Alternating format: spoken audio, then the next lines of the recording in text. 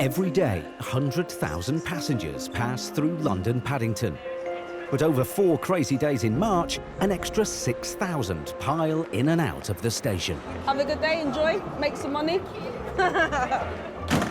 It's the week of the Cheltenham races, one of the busiest times of the year at Paddington. We've got a lot more people travelling on the high-speed services out to Cheltenham. We've got extra high-speed services going down throughout the week.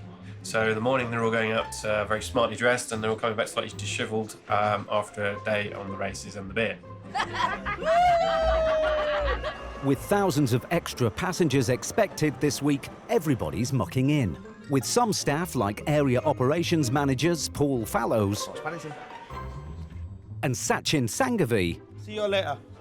ditching their desk jobs to help out on the platforms and the trains. But when we volunteer, is whatever help they need, whichever standard class is busy, we help out in the standard class. If the express cafe is busy, we help out there. People have taken Thursdays and Fridays off just to go to Cheltenham, and so the trains today and tomorrow will be more busier than they would normally be. So it'll be quite fun. We'll find out.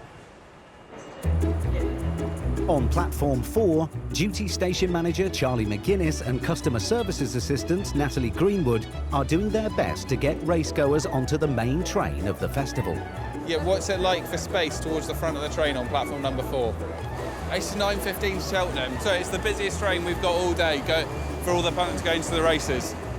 Make sure you pick a winner, and then half it with me. But already there's trouble in first class. There's no seats left, there's no seats.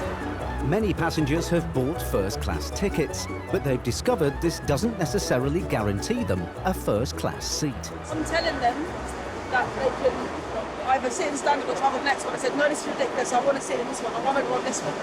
First class, we've only got 2 carriages, it's fully reserved.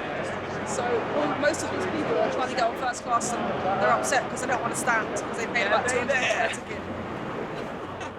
First is standing only.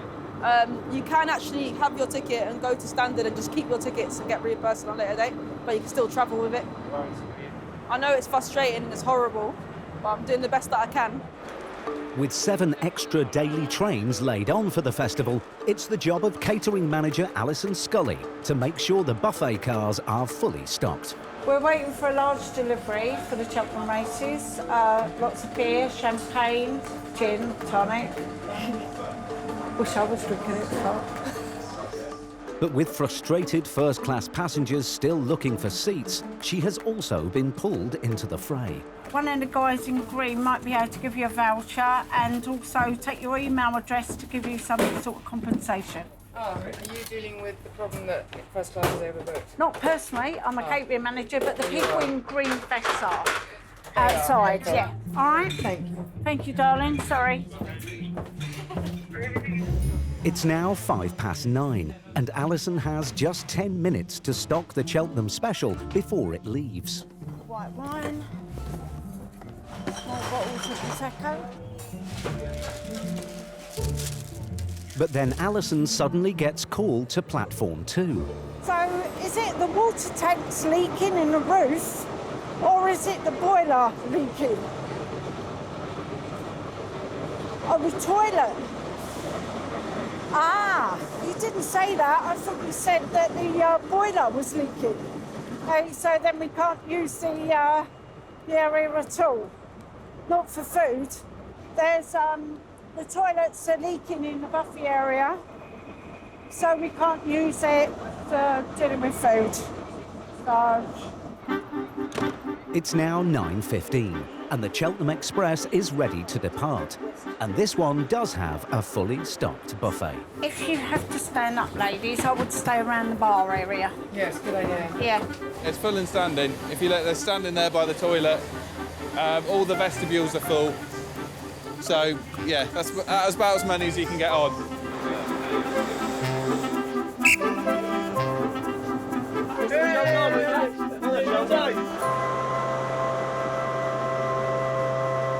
As the first racegoers head off to Cheltenham, into control of Swindon. Jason Haynes at Network Rail receives a worrying call. Right, OK, so we're pretty much going to be screwed then, aren't we? Heavy rain and meltwater have caused the River Exe in Devon to burst its banks, seriously endangering the main line through Devon and Cornwall. The Environment Agency are predicting 4.1 metres of flooding around the Cowley Bridge area. We've looked at our models, speaking to the infrastructure maintenance delivery manager at Exeter, and he says if we're going by that depth of flooding, the line will flood at Cowley Bridge Junction, which means we won't be running any trains. Cowley Bridge looks small, but is a crucial junction on Paddington's Great Western Route. If it floods, this will affect passengers going from Devon and Cornwall to the races, and also those trying to get from Paddington to the West Country. Cowley Bridge is the key part, on the basis that if it floods, it will wash the track away as well, because the water is quite sort of powerful. If it floods, the main line to Cornwall will be flooded and blocked. Jason calls an emergency meeting with the Environment Agency. Thanks to everybody for joining the conference about particular concerns over certain river levels, which is very likely to cause us a flooding event. To judge whether Cowley Bridge Junction will flood, forecasters use 2 railway landmarks as a barometer. History shows that Dean and Bradnich crossing will flood first at Stafford, that then goes into the adjacent fields, and as they increase the water, it's that water in the fields runs down to Cowley Bridge, and that's when the water will then go over the track and we've got Cowley all washed out. Yeah. It's happened several times in the past. In 2016 and in 2012, when the line had to be closed for 11 days. But the rail network does have a way of avoiding it. To prevent the track flooding, or to prevent our assets there, the points and the signalling equipment, we'll have to put out what we call a barrier, which we've done years gone by. This inflatable barrier will stop the floodwater from reaching Cowley Bridge, but putting it up will cause severe delays to the service. That takes 2 hours to erect and 4 hours to put back down again. So effectively we'll be closed for 6 hours, plus the time that the track flooding is on. It's as good as a total blockade of the railway between Taunton and Exeter, and between Exeter and Barnstable. Jason and his team now have a dilemma. Do they erect the barrier and effectively wipe out the rail service across the whole of Devon, or do they take a risk and hope the floodwaters won't rise that high? I don't know whether Mike, Tim from the Environment Agency, whether you've got any sort of thoughts or comments on that. It feels as though it's kind of a monitoring, it's have people watching, but it is possible. The team decides to take a calculated risk. On the basis of what we've received from the Environment Agency, we think that Cowley Bridge will not flood. We just hope that we don't get caught out.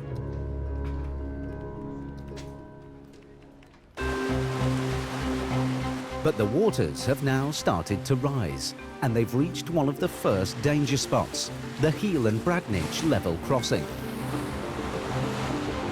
This is a bit of a black spot here for flooding. The water backs up towards Clumpton,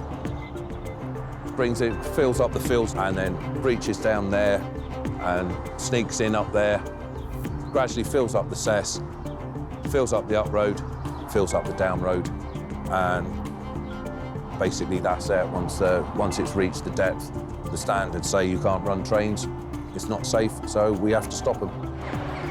The stretch of track is on the main artery that connects Paddington with the southwest of England. That's the main line between Exeter and Taunton that goes on towards Reading and London, and also towards Bristol in the north.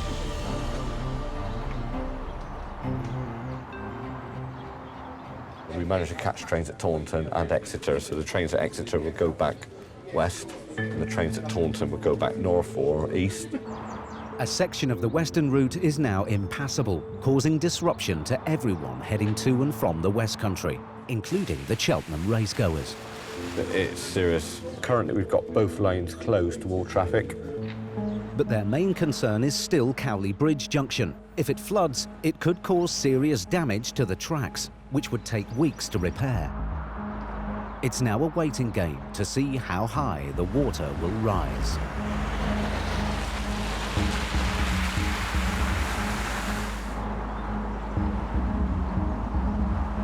At 9:30, it finally reaches its peak. The water level's peaked at 2.66 metres, which shows pretty much where we are at the moment. And it's good news. Cowley Bridge has escaped unscathed. Cowley Bridge itself, there's currently no concerns. But that doesn't mean they're out of the woods. Until the water levels recede, it's still unsafe to run trains. This road is the up, it's still blocked due to the height of the water above the head of the rail. Obviously got to clear off any debris on the head of the rail there. But once the water level drops a bit lower, I'll get up there and do that. And then hopefully we can get everything back running normal as quick as possible and get people moving. An hour later, with the water going down fast, Jason takes another calculated gamble. If it's only 1 inch above, well, it was 3 inches before, wasn't it? It was 3 inches, it's an inch above now. I reckon, should we go for it, putting everything through? Yeah. And water levels have gone below the head of the rail on the down line, which means we can go back to line speed as far as we're concerned. So I'm willing to risk a train going through to Plymouth on the basis that when it goes to Plymouth and then dwells at Plymouth for a little while and comes back, it's going to be a place with nearly 2 hours. And I'm hopeful we should have some sort of train service coming back. Trains towards Plymouth can now run normally. Jason can only hope that by the time they come back towards Paddington, the floodwaters will have receded and the line reopened. Taking a risk, but I think it's a dynamic risk. You didn't get much more dynamic than our Jason. No. Back on the Cheltenham special, the racegoers are in high spirits. Yeah, I'm off to Cheltenham. Every year we go, yeah. This year we've gone 4 days. So this is our 3rd day, so we are recovering alcoholics.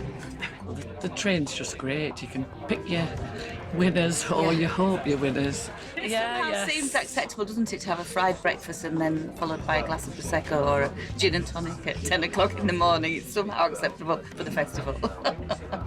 In the buffet car, area operations managers Sachin and Paul have swapped their desks for trolleys. What I'm going to do, 20 baguettes for now, not more. I'll keep them already in this basket with some ketchup and brown sauce. I'm normally sat behind the computer screen looking how bad the service might be getting and trying to put it back together again. Have you got any more been delivered? Because this is nearly finished. It gets people interacting where they wouldn't do normally. It gets people doing completely different roles to what they ever signed up for. And it's a good laugh, it brings people together. The train is about to pull in to Cheltenham. Good morning, ladies and gentlemen. Just arriving into Cheltenham Spa. Cheltenham Spa, this will be your last and final stop. And on the platform, everyone is under starters' orders. Horses! Horses! Racegoers, buses, taxis over the bridge. This way to the pub. Hey, hey, hey, It's a very busy day for us, or busy 4 days for us. Around about 15,000 people a day. We see all sorts. They come through in the morning like pom princesses, and they go back in the night with makeup everywhere, hair everywhere. It's just a fun time.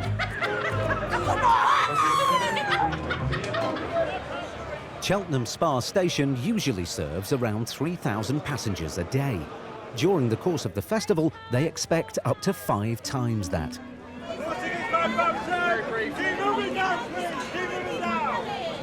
With so many extra people expected, trains have been staggered so they don't all turn up at once. Want to go down to the bottom bus queue for me? They all leave at the same time.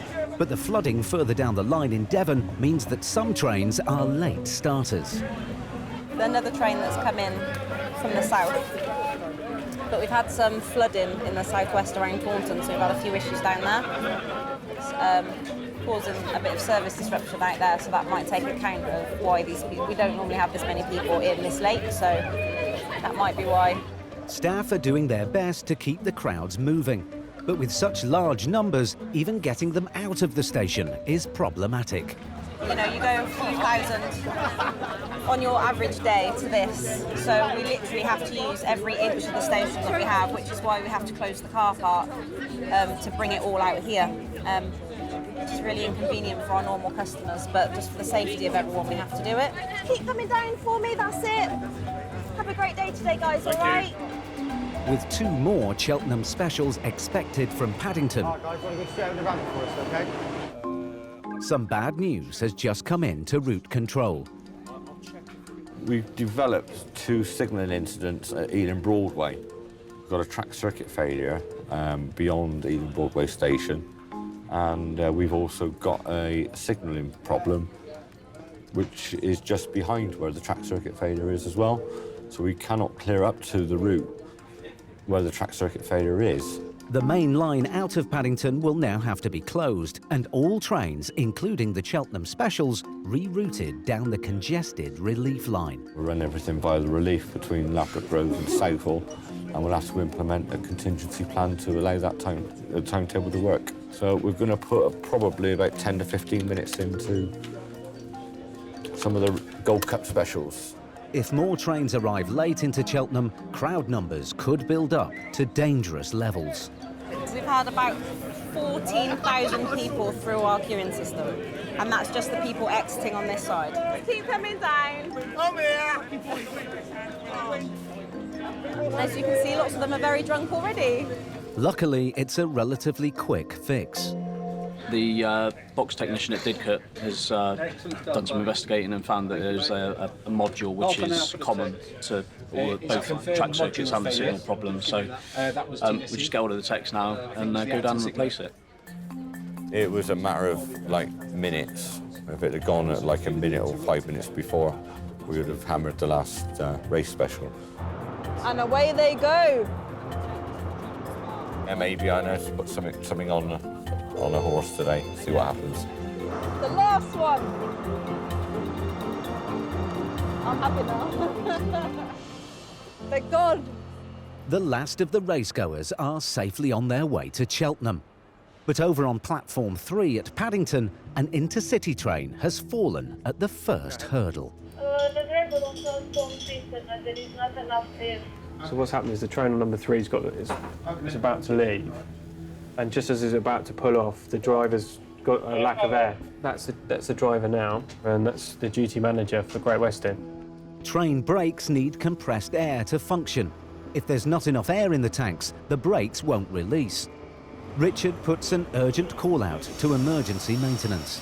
Base to Bravo 4, Robbie. Yes, sorry, mate. Robbie, could you make your way over to number 3? The driver had a loss of air. It was initially thought it was the parking brake, but he's still got a problem. In busy stations like Paddington, when trains break down, engineers have only 5 minutes to fix them. Yeah, Bravo 4. Just the fitter.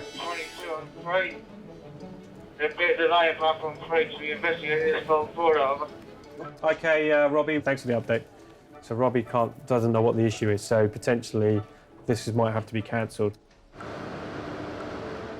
The train is now already running late, and it's full of disgruntled passengers. So the train manager's released all the doors. He's made an announcement on board that anybody that wanted to go to Swindon or Reading, they can jump off this train now, go over to platform 5, because we've got the 45 Swansea, which calls at those stations. A minute later, Robbie thinks he may have found the cause of the problem. Yeah, do, mate. We found the PASCOM tripped in this toilet. PASCOM is a form of passenger alarm, which alerts the driver that there's something that requires his urgent attention. And it basically means that the train will come to a stand. So in the station, it will mean that the train can't leave. So why someone has pulled it is your guess is as good as mine. It's quite disappointing when people do that, because passengers can't get to the destination or get home. With the passenger alarm released, the train should now be able to move. But the brakes are still locked, and Robbie suspects alarms may have been pulled in other carriages. We have to try and find out how many coaches could have this pulled. Could be 1, could be 10. So we just have to check the whole train now. In the meantime, the clock is ticking, and trains are backing up. This train here is coming off of the North Pole Depot. This train now is basically blocked in because this train is ready to go, but it hasn't gone. And that is now blocking anything else from getting out. We do really need to be going in the next couple of minutes. All right, I'll keep an eye on it. Yeah, we'll do. Eventually, Robbie finds the source of the trouble. So if you look in here, we've got another one pulled. So looks as if somebody's basically pulled them on purpose. which has delayed the train. With the alarms reset, the problem is now solved. But are they in time to save the service? Just waiting for the decision to be made.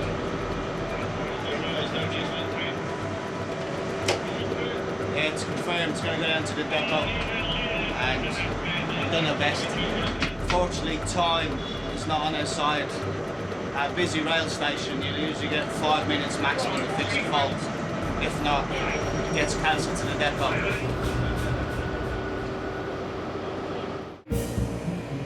With 900 miles of track running from Paddington in the east out to the West Country in Wales, on the Great Western Railway, there's plenty of scope for things to go wrong. But Network Rail has a secret weapon in its arsenal. An airborne advance warning system, which flags up any potential trouble spots. So what we're doing here is we're scanning everything, the overheads and the track. The beauty of doing it from an aircraft, as you can see, the amount of assets we're inspecting just flying along here. You know, there's loads of them. We're covering such a wide area in such a short space of time. And this, for people on the ground to walk, would take hours or even days. Aerial survey specialist Emma Taylor and engineer Mohammed Shabir are using the helicopter's thermal imaging camera to inspect lines between Maidenhead and Paddington. So what I'm looking at, I'm just scanning the track here. Okay. We'll come past all of your switches, all of your substations. If there's any issue on the equipment that we see, we'll see a real strong glowing white light, and that is heat that's being transmitted off of the equipment. So we can easily see faults with this camera system.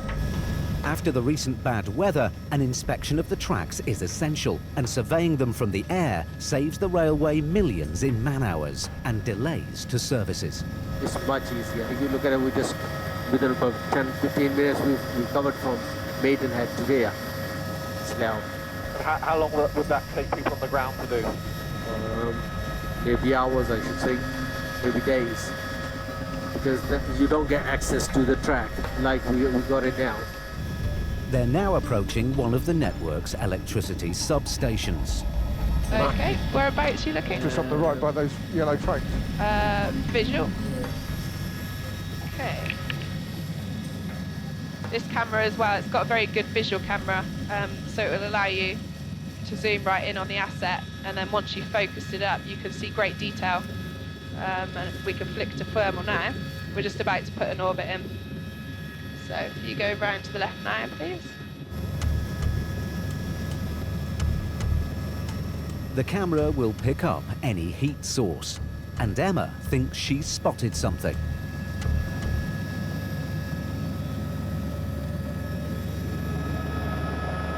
Oh, they're birds. I was wondering what that heat source was, Mohammed, but there's a couple of birds sat in there. They always make me think, oh, we've got a nice fault there. And it's... A few miles further on, though, they do encounter a problem. Yeah, water on the top of the roofs. Yeah, there you go, visual. There's quite a bit. No, it's not water. Oh no, there is quite a bit. Yeah, you can see. The recent heavy rain has taken its toll on the rail infrastructure as well. There's a lot of high voltage inside that container, so if there was any leaks occurred, then we could have a problem on our hands.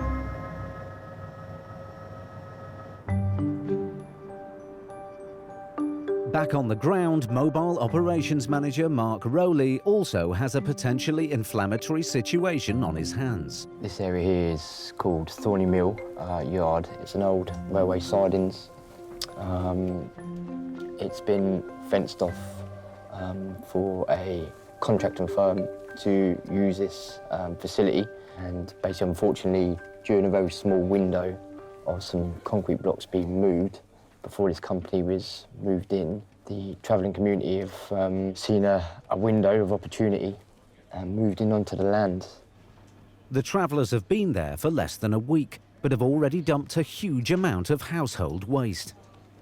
Basically, as you can see from the photos, obviously we've got some caravans set up here, and they're locating all their fly tipping rubbish down at the end of the yard, which basically is accumulating here.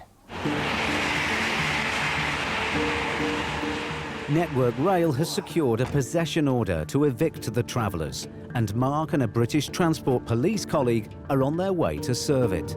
Hopefully they will abide by it and vacate the land that they're occupying. Whether they do so, or if they know of any loopholes, we will soon find out. The land is close to Iver Station, 5 miles east of Slough, and it's been owned by Network Rail for 135 years. So that you're saying Network Rail owns this as well? Yes. But the news seems to make no difference. Honestly, don't be Look at this, just over the mark, and another pin is there. Don't be ridiculous. Honestly, we're not going anywhere. We're not going anywhere. I'm not going to argue who owns Network Rail here, right? Okay, yeah. What I'm saying is, this land here has to be vacated forthwith, all right? No, it's not. Okay. That's different land. All right? Obviously, I've served that on you now, so what's your intention? We're not going there. We're not going anywhere. We're going to High Court. All right? We're going to High Court. All right, then. Okay, guys, no worries. Network Rail will now have to obtain a writ from the High Court, which will allow them to evict the group by force. It's a bit tense in the end, wasn't it? They claim really that the little bit of land that they're using is not within that possession order, but it was all covered, all the area that was that they're using. I don't know the finer details, but I think the final High Court writ allows the police to use whatever force is necessary for them to be removed from the site. Without that, they can't force the issue. Yeah, this continues. Back in the skies above Paddington, they're dealing with a different kind of intrusion. We've got a bit of a build-up of water around the roof, sort of the top left-hand side from what we're looking at now.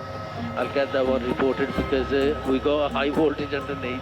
Ah, yeah. And if it leaks, it's going to pose a problem. Issues like this would never be spotted from the ground. By detecting them early on, Emma and Mohammed have averted a potentially dangerous incident. So we're going to report that and we're going to get that fixed. Copy that, Castle 23. The team are now flying over the busy approach to Paddington.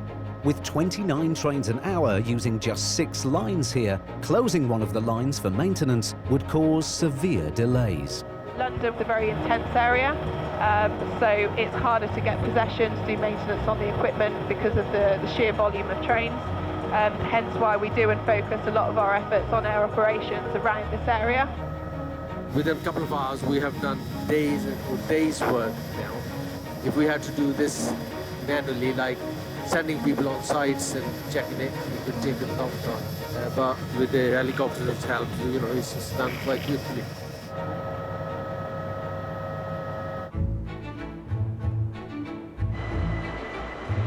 Back at Paddington, the last of the late night services is leaving the platform, and the station is slowing down for the night. The auto doors, they need to be locked and escalators switched off, please.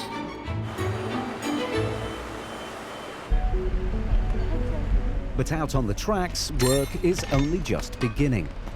Engineer Johnny Westcott and his team have been called in to replace a set of points, known as a switch, on one of the main lines into Paddington. This is our new switch that we'll be putting in. We're just measuring it up to mark our cut points for where we're going to drop it in. Switches are movable sections of track, which allow trains and other rolling stock to cross from one line to another. If the switches fail, nothing can cross over. This switch is the main link from the North London line to Paddington for freight trains. So if we don't repair it, come Monday morning, it could cause major delays, not just to freight trains, but the passenger trains.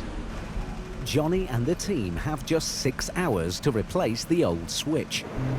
But some rail machinery needed for another job further down the line is stuck on track, and Johnny's team can't get to work until it's out of the way. The machines that we're waiting to pass so we can access can't go anywhere because they can't swing the points. So this is a project S&T trying to fix the problem. So we're stuck here waiting until it's repaired, basically. With the clock ticking, the S&T signalling team need the existing points working so that the machines can get moving. We've got permission to start, so we're just waiting for these machines to get out our way, and then we're good to go. Johnny and his team can finally get to work. Let's go, gents. Nice and easy, gents. All of these machines gone. The first stage is to cut out the old switch, which has eroded after years of wear and tear. So we just made the cut in front of the switch. We're disconnecting the 2 joints at the rear of the switch. We've run up all the screws that go into the sleeper so we can lift out the old switch with the base plate still connected. The switch is made of heavy-duty steel and weighs around 3 tons. 2 specialist cranes are needed to hoist it out of the way. It's now nearly 4 a.m. and the team have just 2 hours to get the new switch in place so the line can be reopened for the following day's rush hour. All cuts have now been made, so it's now literally the case of lifting straight in to track. The new switch has been pre-assembled. It's supposed to fit like a jigsaw. When we got to site, we took our measurements of our new switch and our old switch so we can make our cuts, and then we could drop the new switch right into place. If the switch isn't aligned correctly, it won't do its job. So if the measurements are even a millimetre out, they'll have to start all over again. And for the moment at least, it's not going exactly to plan. Yeah, go on a bit. We need to open it because this one is not in properly. Start it somewhere. Oh, cable here, mate. Cable. Up! Eventually, with a bit of pushing and shoving, the new switch goes in. Obviously, if we made these measurements wrong, that would have really ruined our night. But luckily, they were spot on. So now it's just a case of everything we disconnected, we now reconnect, and then that is then we're ready to finish up the job. The old switch will now be taken away and recycled, and with the new switch connected to the signalling system, the line is back up and running, ready for the morning rush hour. We're literally just finishing up now, and that's our shift finished. 15 miles to the west of Paddington, though, there's about to be a rude awakening.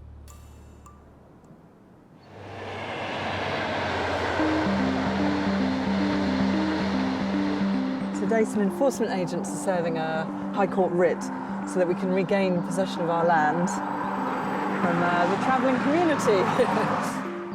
It's 4 days since Network Rail served the travellers at Thorney Mill Yard with an eviction notice, and Mobile Operations Manager Jane Colgan has returned to make sure they vacate the railway's land. It's probably going to take several hours, I reckon, because there's a lot of vehicles and caravans and whatnot down there, so I think we're going to be here for a little while. Illegal encampments on railway land are a common and very expensive problem for the UK rail industry. Even just to get the writs issued costs thousands. And the enforcement agents need to be paid for their time. That's several £100s an hour. Once issued with a High Court writ, the travellers are bound by law to leave the site. And after several hours of deliberation with the enforcement officers, they pack up and go. Network Rail will now have to arrange a massive clean-up operation. Crikey, look, I mean, there's everything here. Sofas, windows, beds, trampolines, TVs, mattresses everywhere, baths everywhere, a load of garden waste. Wow. So, yeah, it looked like the first person turned up on the 2nd of March, which was 12 days ago. So it's taken them 12 days to create this. But first, Jane's colleagues create a barrier around the site to prevent any further intrusions.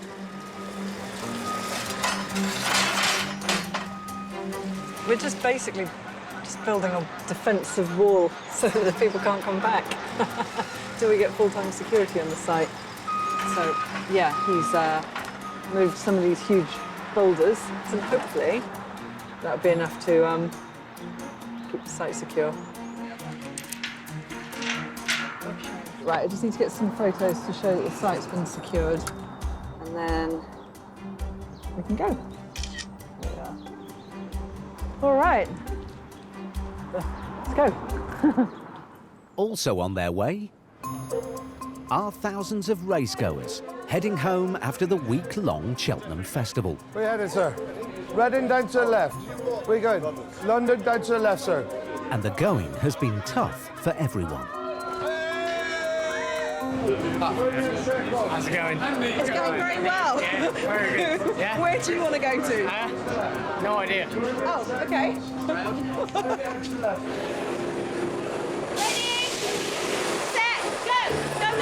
Right away at them, please. Welcome to the London train. Go, go, go. Go all the way along. The finishing post is almost in sight.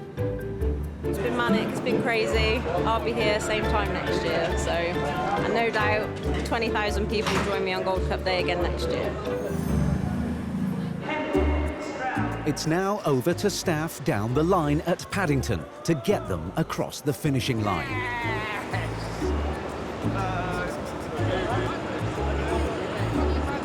Just making sure that everyone's happy, fine. There's no one who's looking like they're too drunk. Needs a little bit of help. But as usual, everyone's happy and cheery. As the last of the late runners leave the trains, Thank you for putting up for all our rubbish. Right. Have a good evening. a mammoth cleaning job begins, and PC Al Gore scours the trains for any lost property or sleeping passengers.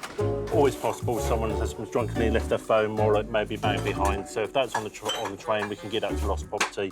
And secondly, I'm going to also be looking out for people. I just like to say, just want to wake them up, make sure they're OK, and let them then wander either to the taxi or the underground or so they can get home. Luckily, there are no slumbering passengers this evening, and only one item of lost property. They don't let their winnings in there, have they? No, sadly not. Just a coat, no money, no winning tickets, unfortunately. One of the busiest weeks in Paddington's calendar draws to a close. A nice way to end it. Very friendly on board, all happy and smiles, thankfully. No problems. Just got to book this into lost property. That won't take too long. And then go and get a well-earned cup of tea, I think.